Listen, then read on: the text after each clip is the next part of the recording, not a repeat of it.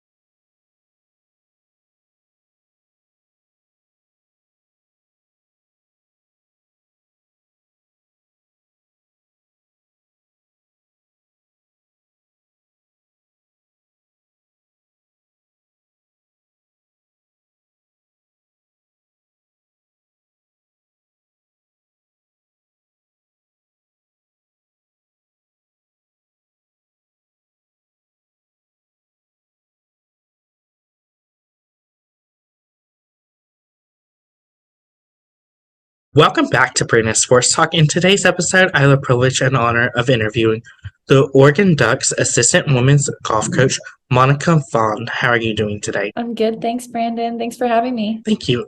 Can you talk about how you knew that you wanted to start coaching in the college golf?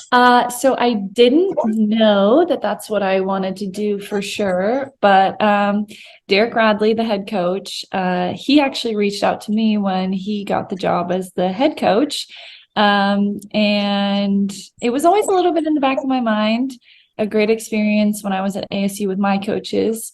So when Derek reached out and was wondering if I was interested, I called him back right away. And that's kind of how we started, and we met up, and we just both clicked and felt like we were going to be a good partnership. So we ran with it. What was it like attending Arizona State and playing golf for them? It was incredible. I mean, my 4 years, I'm sure you probably know some, but I accomplished a lot in my 4 years, but I also had a lot of really amazing guidance and a ton of support, and a lot of people helping me get to where I wanted to go. So I credit, my coaches and all of our support staff for all of that, and my teammates, of course, too. So to be able to play at that high level and succeed at that high level, and then take that, on to Oregon and come back home, because I'm originally from Oregon, and be able to coach my girls has been a dream come true. What was that feeling like for you as a player getting to put on that golf polo for Arizona State? It was really cool. I always knew I wanted to be in the Pac-12. And Arizona and Arizona State always really stuck out to me as the warm, sunny, nice weather places that, coming from Oregon, I really wanted to be at. So I was shocked when the head coach, Melissa Llewellyn, at the time offered me a full scholarship, and I said yes on the spot. So I'll never forget the day that I moved into the dorms. It was August 17th of 2013. It was 117 degrees outside. I thought I made the hugest mistake of my life, and I couldn't have been more wrong. Of course, what was that feeling like, as you said, being from Oregon and then going all the way to Arizona State? What was that transition like, going from Oregon to Arizona? It was huge. It was like a little bit of culture shock, actually. I mean, even though I was only a few states away, like I'm from such a small town in Oregon where, we have less than 5,000 people in my town. So to go from Reedsfort to ASU's campus, which was like, times 10 or 12 that, it definitely was a lot different. And then of course, the weather and just the greater Phoenix area, it was just, I had access to things that I never had before. So it really felt like night and day, seriously. But, it took the first year, my freshman year was really, really difficult to adjust, but I stuck it out. I stuck through it, and it got a little bit better every year. What were some of your collegiate accomplishments on the golf side? I won 4 collegiate tournaments in my 4 years. I competed for the United States Curtis Cup team in 2016. Then my senior year won the NCAA regional championship in Texas. And then we went on as a team and as an individual to win the 2017 national championship in Chicago that year. So I set out, I did a lot. I was the Honda Award winner for golf in the year of 2017. So I did everything that I could have ever imagined when I was in college. What was that experience like, going to the national championship and winning the national championship? It felt like I had prepared for it my whole life, truly. The weather was the worst weather till this day that I've ever played golf in, which is saying a lot coming from the Oregon coast. And I think that honestly, my upbringing really prepared me for that moment. Had I not learned how to play in really nasty conditions, I definitely wouldn't have fared as well. So I felt ready. I felt like the team that I had behind me, I could count on, and I felt like my coaches I could count on as well. So we really rallied around each other, and we got it done. It was really fun. Of course, after your collegiate career, what was it like getting the opportunity to come back home to Oregon and become the assistant coach for the Oregon Ducks? It was very bittersweet in a way, leaving Arizona, which had been my home for a little more than 5 years. I was ready to take a new step in a different direction, but then also coming back to my home state just couldn't have been more perfect. My family is still on the Oregon coast, and actually I live with my oldest sister in Eugene now. So I think everything kind of comes full circle. There was times when I had almost gone to Oregon myself. I was being recruited by the head coach at the time here.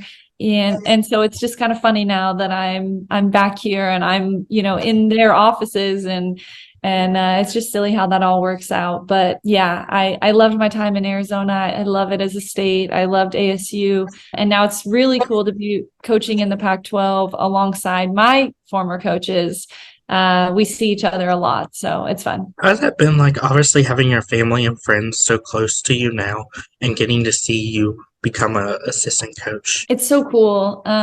I've had so much support in my golf career from, my whole town and all my family and my friends. And I mean, people from all over, and I've made connections from everywhere. So, and I think since I stopped playing golf, I expected, a lot of that to go away and some of the shine to wear off. But, a lot of people have stuck around to follow my coaching career.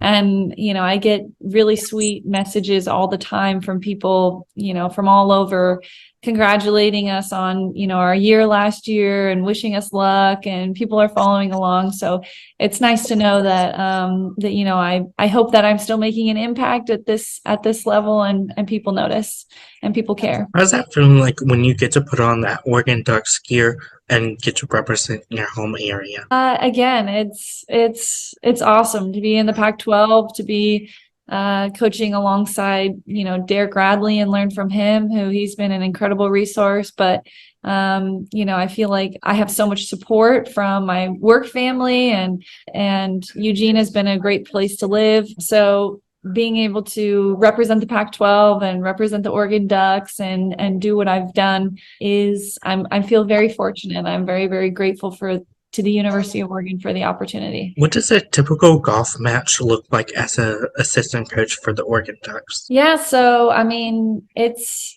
really just me and our head coach Derek Radley that do all of the operations in the day-to-day. So, we as a sport miss more school than probably any other sport. I mean, we have a fall and a spring season. We travel out on one day, then we play a practice run the next day, and then play 3 days and drive and come home. So we're gone usually 5 days. But we really do all of it, all the behind the scenes stuff. So we take care of, all of the travel and all of our equipment, and we handle the practices and the tournaments and all of that. So I've learned a lot, and it gave me a much bigger appreciation for my coaches and all the stuff that they did behind the scenes for us when we were playing. What has that been like, obviously preparing for a golf match that lasts for up to 5 days? It's a lot.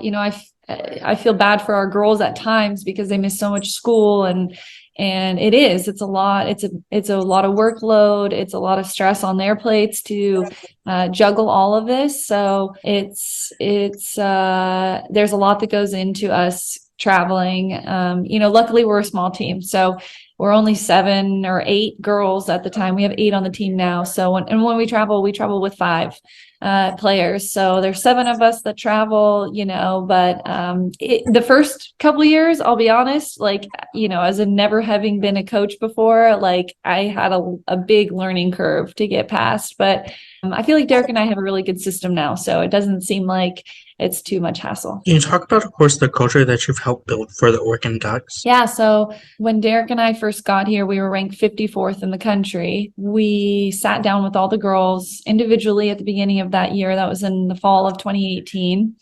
And we asked them, what did they want from us? What did they want out of their team? What could we change? And they all said that they wanted to show up to a tournament and feel like they could win. They wanted to be competitive.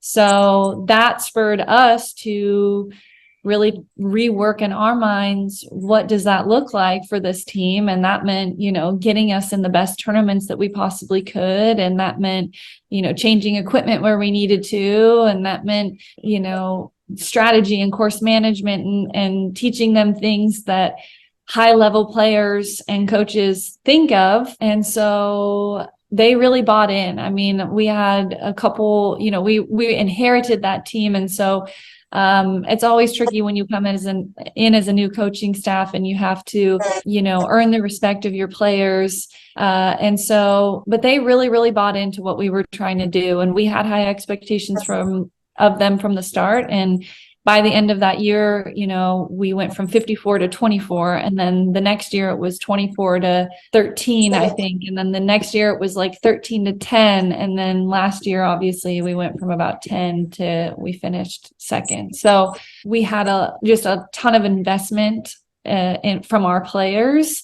I think they value us very much as coaches and respect that we've been there, we've done it, we won at the highest level. And as much as we treat everybody as an individual, we do know how to get it done. So it's been a lot of fun. What was that season like last year, that amazing season? I mean, it was just Derek and I were just sitting back wow, we could believe that it was happening, but I even told him, so we as a team last year won 5 tournaments. And that is just in golf, it's almost unheard of, because in one year, in golf, you play against 15 to 18 other teams every time you tee it up. You're not just going head to head in a match. So to win, sometimes a win is second or third place, or sometimes a win is top 5. You kind of have to think about it like that in your mind.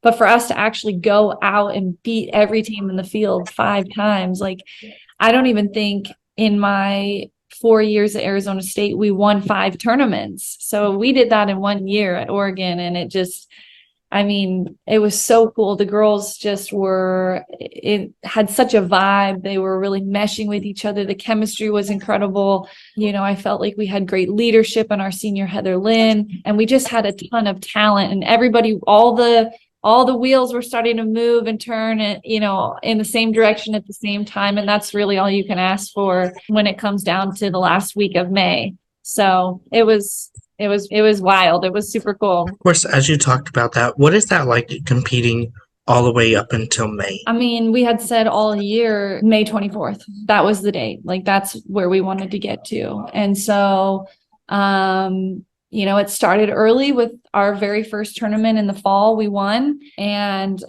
it just kept going. The Pac-12 championship, I think, was like the defining moment for us of that year. It was great to go and win those other tournaments, but like, we really wanted the Pac-12 championship because we hosted it at Eugene Country Club. And the weather was awful. And there was moments where we didn't even think we were going to get 36 holes in, let alone 18. So it was, for us to be able to play all 3 rounds of the Pac-12. There was so many highs and lows. The girls were crying. They were, frustrated. Like, they wanted that so bad. And when we thought that we weren't going to be able to finish because of the weather, it was like heartbreaking for them. And then when it was like the weather passed and the girls were like, okay, it's our time, like, we're doing it. They just were like, you could not stop them. So they had the determination and like the tenacity to really go out and do it. And we really felt like it was going to be our year. Like, we wanted to win the national championship so bad. So, everybody thinks like, oh man, what a disappointment, or like, what a bummer that you didn't win. But that's not it at all. That's not the case at all. Like, I think the biggest bummer would have been if we didn't make it at all, if we didn't get through a regional, or if we didn't get to match play. Like, we just worked way too hard all year long for us to not be in the final. So they deserved it. They earned it. And even though we didn't walk away with the win, we still walked away with our heads super high. And hey, that's that we made all history last year. We broke every record, that Oregon had ever set, and it was one for the books. How is that like getting to compete on like a visiting course versus competing at home? Sure. I think each has their own amount of stress. I think when you compete at home, it's almost like the pressure is even greater because, you are expected to win, the golf course. And when you go visit a course that you've never played, I think the expectations are a lot lower. You only get one practice round to kind of really figure it out. And a lot of times I think you can play much better or score better when the expectation is so low, So the girls handled their nerves, they handled their emotions extremely well during the Pac-12 championship, especially considering the weather and all the things that were going on. There was a ton of outside factors going on that tournament that they did a very good job managing. So visiting, we're used to that, we've competed at home 1 time in 4 years. So visiting is like, no problem. We got that down. But for them to go out and do what they did on their home turf, very, very proud of them. Can you talk about, of course, the culture that you've helped build upon for the Oregon golf program? Yeah. Like I said before, it's been a process and everyone's really bought in, but I think, the type of players that we're bringing in now know the level of success that our program has had, but also know the seriousness from Coach Derek and I about maintaining that success. And so we're going after the best of the best, not just as golfers, but also as people. And that's something that we've really learned a lot about, in the recruiting process is, you have this like little, it's like a Venn diagram of like all the things that you look for in a player. And, are they a good person? Like, how's their golf? Like, what's their ceiling like? What's their background? What's their work ethic? And you just hope that here in the middle is Oregon, and some of these kids, or just a few out of the bunch, is going to end up, kind of fitting into that little space. And that's the kid that we really, really want. And I feel like we've done a very good job the last couple of years finding those kids that are, that kind of really fit have the whole package, if you will. So that's been a huge thing for building on our culture. What does the recruitment process look like for those prospective student athletes looking to play college golf? Yeah, so I mean, it's awesome in that, there's so many kids out there that love the game and are wanting to play at the highest level. And, so I think as a coach, sometimes it's hard there are so many kids and they're all individuals, and, so for a prospective student athlete, I mean, we can't contact them until June 15th after their sophomore year of high school, but they can contact us anytime. So we have tons of players that are super interested in our program from early on that are, writing us, emailing us, keeping us updated. So, but then again, like I said, we are really going after the top players in the world. We're looking in the top, 200-300 on the world amateur golf rankings. And those are the kids that we're really, really pursuing. And then trying to weed out from there. But, it's being recruited, I think, for a lot of student athletes, I know for me, can be a really stressful time. You're trying to figure out where you're going to be a good fit. How do you like the coaches? It can be a lot. You're going on visits, you got school and practice and all these things mixed in there. And it's hard to decide what's going to be the right choice for you. Truthfully, I don't think there's really any wrong choice. You live and you learn, and these kids, they do just that when they come to college. Everyone's freshman year, I'll say, I think is hard no matter where you go. So you just invest in where you're at. What does that process look like when they do come on that official visit and they get to see the campus of Eugene, Oregon? Yeah, so I mean, we always remember that these girls are coming to us because they want to play golf at the University of Oregon. So very first on our list, when a girl comes in on a visit, we take them to the golf courses. So we start there. That's what we want to show them. That's what they're here for. But also, if we can get in a football game in there and really show them the magic of Autzen Stadium and just all the support surrounding Oregon sports, I think that is something super magical. So we definitely try to mix that in somewhere. But Eugene's great in that it's small. It's less than 15 minutes from one side of town to the other. There's never any traffic, so to give a visit is very simple in Eugene, Oregon. Campus is very condensed, and so we try to show them the main things. We're really interested in who that kid is as an individual. What kind of classes do they like? What are they, interested in maybe studying? We'll take them to, those classrooms, or take them to see that counselor or a professor from that school. Academics is it's first and foremost. You're not an athlete unless you're a student first. So we always take them to our Jakewa Academic Center, which is, I've never seen anything like it on any other campus. I think it's definitely a one of its kind type of building and type of service that we offer at Oregon. That's always, right after the golf courses, meet with our academic advisors, like school and golf. That's the most important thing. So we really try to hit home on that. And then we usually take them to our favorite restaurant, Sabai. It's a Thai restaurant. And we love it. And it's right in the heart of town. So we keep it simple. We keep it short. But we hit the most important things, which is school and golf. What is that like, obviously, seeing those athletes get to put on that polo on their freshman year versus their senior year the last time? It's crazy. I mean, so last year was our first year. Let me think about this. Last year was our first year that we had a player, Heather Lynn, start with us. Well, for me anyway, start with me from her freshman year, my first year coaching, and then go all the way until she graduated. So she was really the first one, and the only one so far that I've seen through all 4 years. So, but she came in as this skinny little twig, tiny little thing from Taiwan. And I mean, she flipped that program. She made that program what it was last year. And she loved Oregon. I mean, she bled green and yellow, like through and through. That girl loved it here. So, when she came in, she was the smallest thing ever, but man, by the time she graduated, she was strong. She was confident. She was talented. She was, tough to beat. Like, she was a competitor. She grew, as a person and as a player. So she represented the University of Oregon better than anyone I could have ever imagined.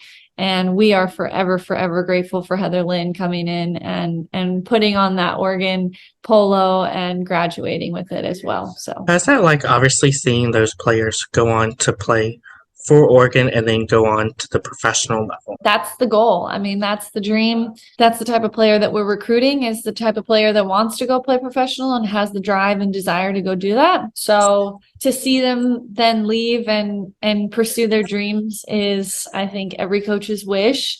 And we just hope that in the 4 or 5 years that they're here, we can give them the tools and give them the resources and the connections to be able to go out on tour and succeed and thrive and grow. So, Heather, definitely, we've had a couple others in the past who have, pursued their professional careers. But I think, the next couple of years, you're going to see a lot more of that, just because those are the type of players that we have coming in, and they have big dreams. What advice would you give those college athletes that are looking to compete on the college and then go to the professional? I mean, truthfully, I say stay 4 years, finish your college degree. You have such a limited window of time that you can spend getting an education on a college campus, free travel, free food, free tournament entries, best tournaments you'll ever play at the amateur level. It's, academic services, mental health services, like the list goes on and on. It is the best deal that you could possibly imagine for somebody really trying to get an education and play professional golf, I think. So my biggest advice would be that, and Derek always says this, and it's so true, that, the tour will always be there, but you have, 4 years to come here and make an impact, to get an education, and to grow up. I mean, I think emotional maturity is a big part of that as well. I think tour life is hard. It's difficult. It's challenging, physically, mentally, emotionally. And I think college is a great stepping stone in order to learn some of the skills needed to compete at that level and be successful and be fulfilled and put a few eggs in all your baskets. What advice would you give those college coaches that are looking to coach on the collegiate level of golf? That's a great one. I think connections are extremely important. Everybody says it's not about what you know, it's who you know. And I think just being able to put yourself out there is the first step. It can be a tough career to get into, especially at the Division I level. You don't always have to start here. You could start smaller. But I think just putting yourself out there, making yourself known, reaching out to, whatever connections and resources that you have, and fostering those is super important for career development. And, I know all the places that I've been to in my life, I'm so grateful to the people that have helped get me there. And without them, I mean, it wouldn't have been possible. So I think that that's really so important in this career path. What advice would you give those people, such as yourself, that are looking to coach at your dream school and even maybe your hometown school? I think, again, you just need to put yourself out there, ask questions, ask people who you can reach out to, use your connections to help get you there, apply. I don't think that my path or my story is necessarily a great example, because I mean, it couldn't have been more serendipitous in some ways that I ended up back in Oregon and back near my family. I mean, the stars kind of aligned. So I wish I could tell you more about being able to coach in your hometown, but to do that, you don't have to be a college coach. I mean, you could go coach your high school team, and get a ton of fulfillment from that. So my advice is to lean on the people that you know, lean on your connections, lean on the people that you know in the sports industry and in the college coaching world. And the great thing about it is that there's always like a bit of a coaching carousel where every year or two where one coach leaves to go to a new school and then they hire a new assistant. So there's a lot of jumping around that goes on. And so you just hope that you kind of find yourself in the right place at the right time and you've done the work. And I think that can be a lot of help. That's great advice. Where can my listeners find you at on social media along with the Oregon Ducks women's golf program at? So I wish I could tell you that I had a better social media presence, but I really don't. I like my privacy and I like to take a little break away from it. But you can follow our women's golf team at Oregon Women's Golf on Instagram, and I believe on Twitter is our handle as well. So we have Facebook. You can just search us Oregon Women's Golf. But our Twitter handle is at Oregon W Golf. Thank you again, Coach Monica Vaughn, for your interview, and best of luck in your future at the Oregon Ducks as the assistant women's golf coach. Awesome. Thank you, Brandon. Thank you. You can find Brandon Sports Talk on Facebook at Brandon Sports Talk, Instagram at Brandon Sports Talk, Twitter at Talk_Brandon, and you can find me on YouTube at Brandon Sports Talk. Don't forget to like, comment, and subscribe. Thank you again, Coach Monica, for your interview, and best of luck in your future. Thank you. Bye. You've been watching Brandon Sports Talk.